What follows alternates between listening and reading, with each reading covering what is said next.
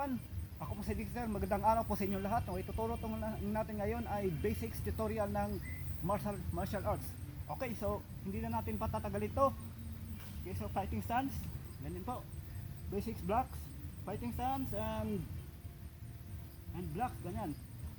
Kasuntok, so straight punch or wallop, okay. Fighting stance, then blocks, step your right foot,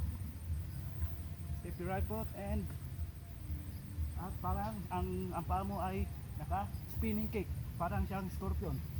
Yan mga kapatid. Ayan.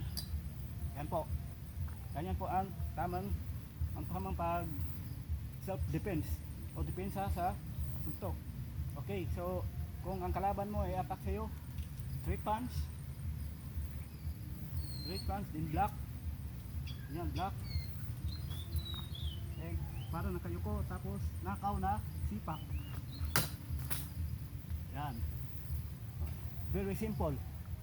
Ganyan lang po mga kapatid ang ating self-defense ngayon. So para siyang mga kapatid, pag nag-block ka, pag-block mo, yan, pag-block mo, tapos medyo ka, tapos dapat mabilis talaga at malakas ang iyong sipa na nanggagaling dito sa likod. Yan, okay. So fighting stance, step your right foot, sabay, then bilis pagsipa, sabay ang blocks. Yan. So ganyan po ang ating basics tutorial of martial arts ngayong araw na ito. So makikita-kita tayo sa susunod nating video. Ako po si Dexter at salamat sa inyong panonood.